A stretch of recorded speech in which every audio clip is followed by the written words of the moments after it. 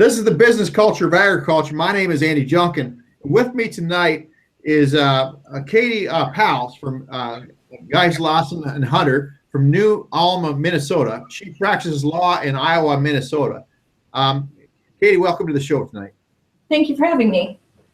And so, Katie, do you want to explain what you do specifically within your firm and how you guys go about succession, working with a farm family that's a brand new client to you folks with succession planning? Sure. So I'd say that the first step in our planning process, and we're a law firm, so if the family has an accounting firm that they're comfortable working with, we try to incorporate them into these discussions as appropriate as well. But we start out with a conversation with the current generation, mom and dad, and if they're comfortable with it and if it's appropriate, we bring in the farming child, the farming successor, talk about what are your goals with the farm long term and what are your concerns.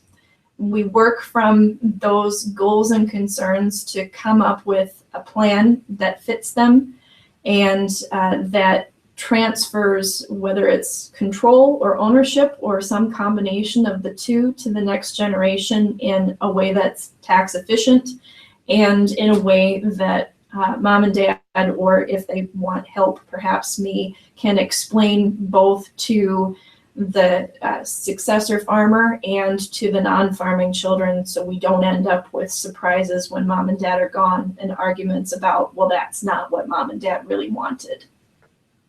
And I think that clear communication that this is the way it is. Yes. Could you explain that a little bit further, because that's kind of unique for your firm, I believe. So could you explain that a little bit further?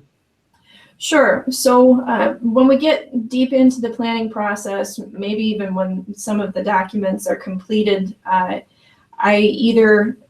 strongly encourage that mom and dad talk to everyone about the plan, because again, the worst things that happen in the estate planning world are when there are surprises. We sometimes have problems when everyone understood going in what mom and dad wanted, but they're much more rare than if the children see the plan for the first time when mom and dad have passed on and they read the will.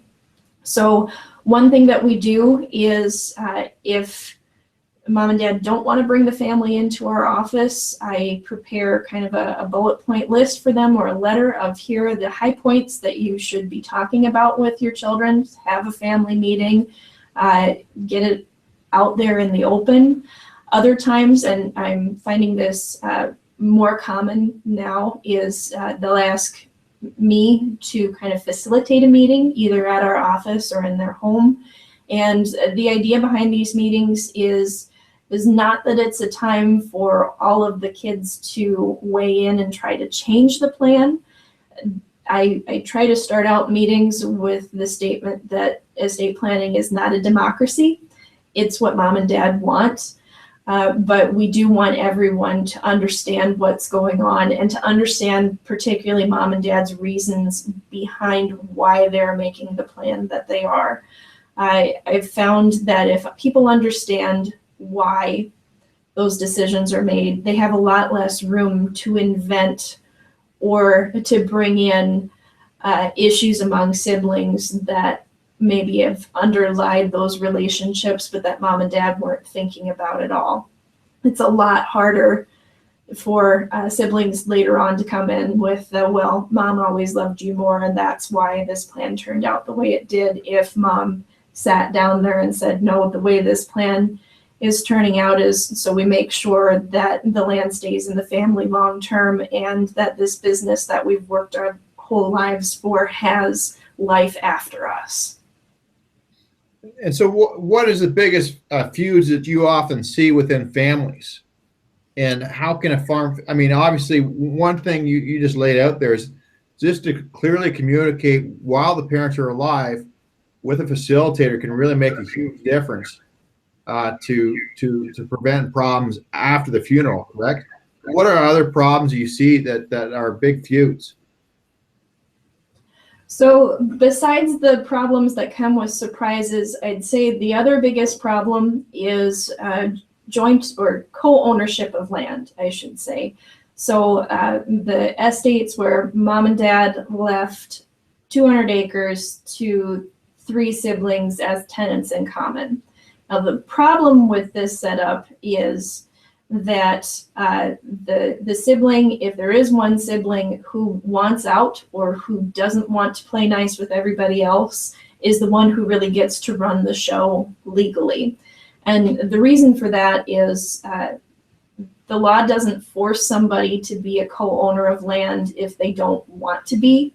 The law allows a co-owner of land to have the right to get out of that investment, and they do that through what's called a partition action. And the good scenario in a partition action is the sibling who doesn't want to co-own with their other siblings goes to court and says, "Judge, I want you to divide this field up into 3 separate pieces that each are of equal value." So that's the good alternative. The bad alternative is if the siblings can't prove up that there's a way to divide that field into equal pieces for everyone that doesn't diminish the overall value of the land as well.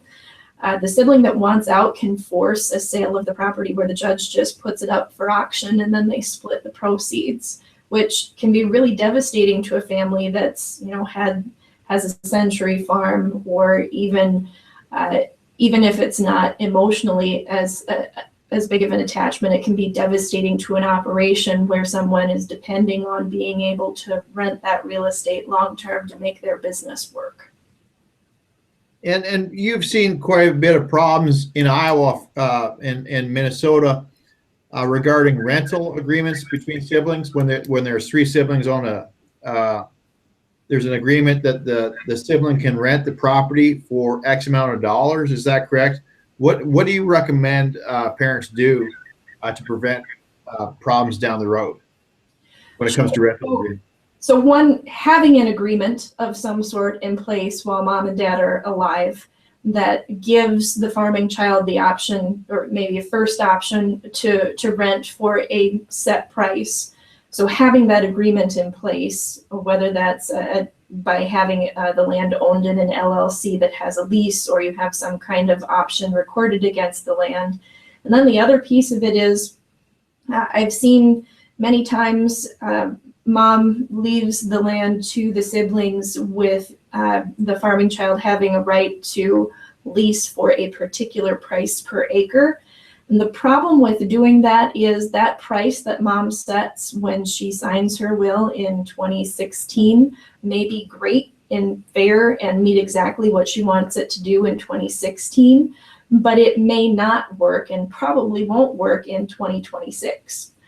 And I've also seen on the other end, somebody who hasn't updated their will since 1985 and has what would have been market rent in their will at that time, pardon me, but is not anywhere close to market rent nowadays. So having some kind of formula clause, pardon me, rather than a set rent. Yeah, I should have thought of that.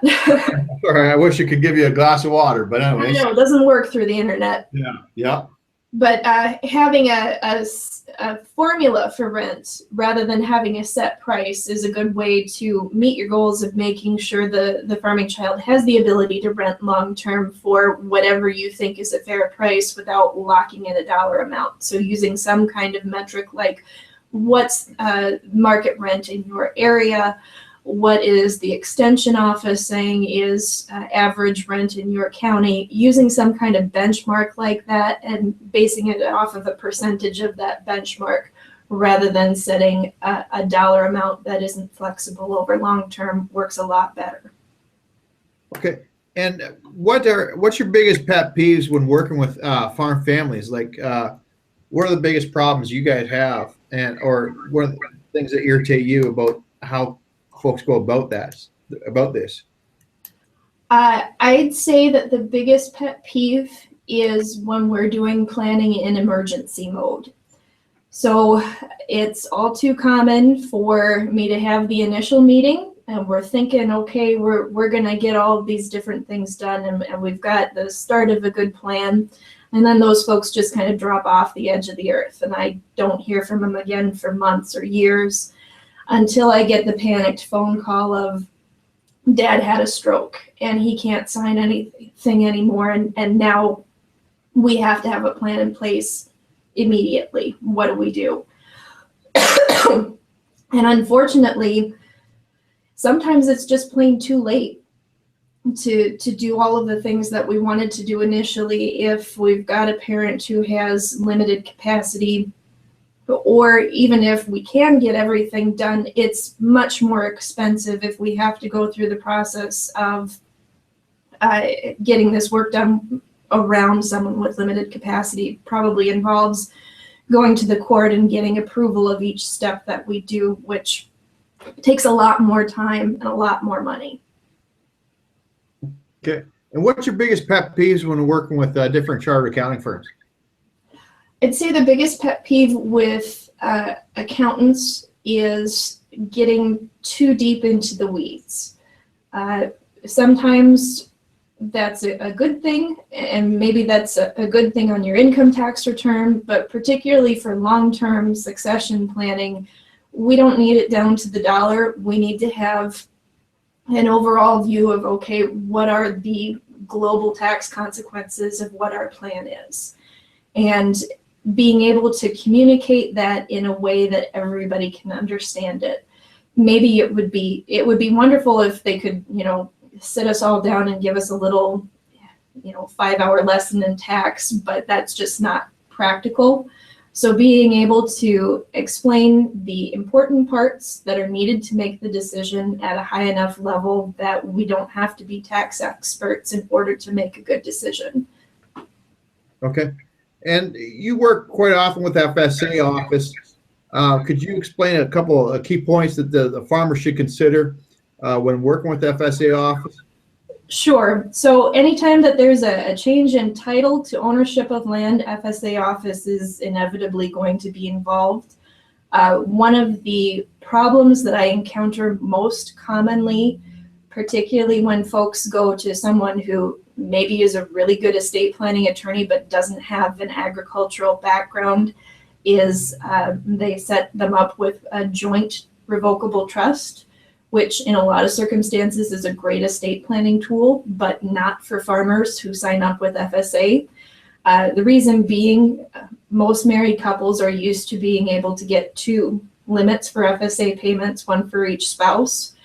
If you have your operation owned inside of a joint revocable trust, however, you automatically lose one of those limits, and there's no way around it except for undoing the old trust and getting land owned, an operation owned in the names of both spouses again, or setting up separate revocable trusts. Okay. And what are learning curves you see a lot of farmer families go through? As from the time that they walk into your office to the time that they leave after that final meeting with the family?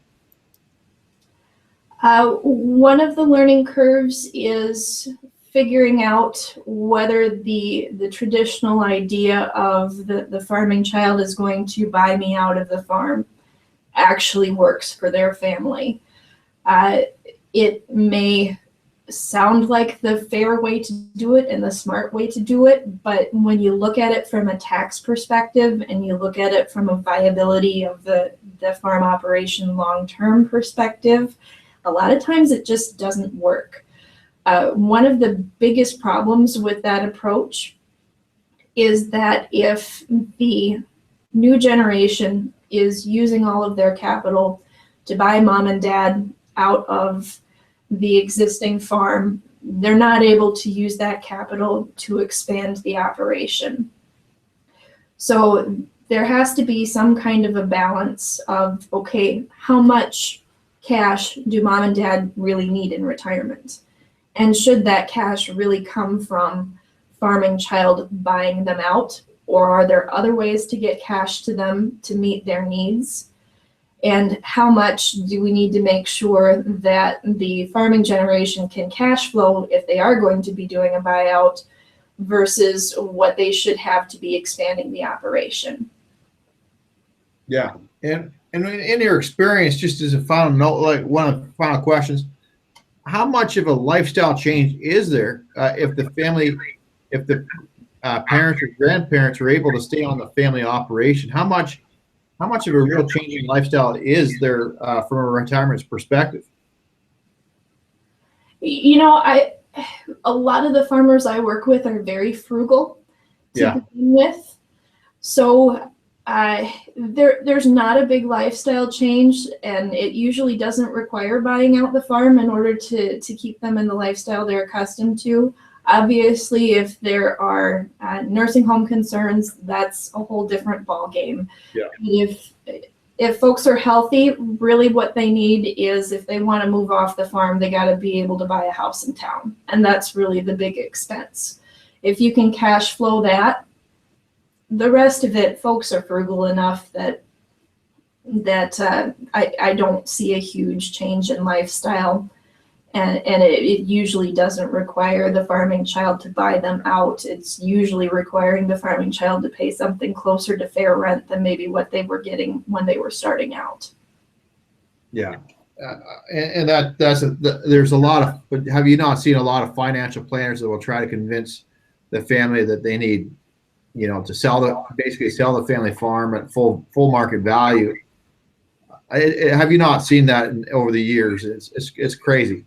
Yeah. Dealing with people, you got to make a decision, I always say, as to whether you want the farm to continue 30 years down the road, or you want to drive a nice car. Yeah. It's very true. And, part of that is also for a lot of family farms, it doesn't make sense, even from a tax perspective, to do it that way. A lot of times, tax-wise, it makes more sense to hold appreciated property, like in particular, farmland in the upper Midwest has kind of been on a market increase in value. It's fallen off a little bit in the past couple of years, but tax-wise, it makes more sense to hang on to property until your death and pass it on that way. Your heirs receive it with a step up in basis, and that increase in value, no one ever has to pay tax on. So why would you want somebody to buy you out for fair market value and have to pay tax on that money? It doesn't make sense in a lot of situations. Yeah. And as a mediator, I've seen a lot of farmers, they want full valuation for their assets as a way to measure their self-worth. Yeah. And that's the only reason I mean, especially if the successors have been rude or mistreated their parents in the succession planning process. That's the only time I've seen that be an issue is when the parents need to get full value for the property because of just a need to value what they've accomplished in their life. And really, that if they do that, the farm won't be around 30 years time, and there'll be nothing left of their legacy except for a headstone. Yep, very true. So, anyways, anything else that you think that you'd like to add? I just really appreciate it, you being on the show. This has been Katie Pals from GISLASON. I say that wrong all the time. It's GISLASON. That's okay. So could you provide your website and your phone contact information? Sure. So our website is www.gislason, GISLASON.com. And all of our contact information is there. We have offices both in Minnesota and Iowa. And if kind of what our specialty is being a full service shop for ag business. So even if it's not an estate planning issue, there's probably someone in our firm who can deal with it. I like to say that the only things we can't deal with usually is criminal law and if you're patenting something. Those two we have to ship out elsewhere. But for businesses, for ag businesses, we have somebody who is a specialist in pretty much any area you could encounter. The last thing that I'll mention is, and we kind of touched on this, is the difference between fair and equal in estate planning for farm families, and just keeping in mind that it's very easy to have a plan that is both equal and fair if all of your wealth is tied up in the New York Stock Exchange, because one, it's really easy to divide it up, and two, nobody has an emotional connection to their Apple stock, and three, unless you are a CEO at one of those companies, you also don't have to think about your investments as a business that is a part of your legacy that you want to see continue. So farm families have to balance the instinct to let's divide everything up equally with thinking about fairness in terms of how do we make sure that the farm operation continues long-term, if that's a goal, and how do we value the contributions, perhaps the sweat equity that the farming child has put in. And also, usually one of the goals is to have a way for the non-farming children to be a part of that legacy as well, even if they're not the ones who are actually doing the planting and harvesting every year. Well, Kay, thanks very much for being on the show, and we'll talk to you again at sometime soon. Okay, thank you for having me.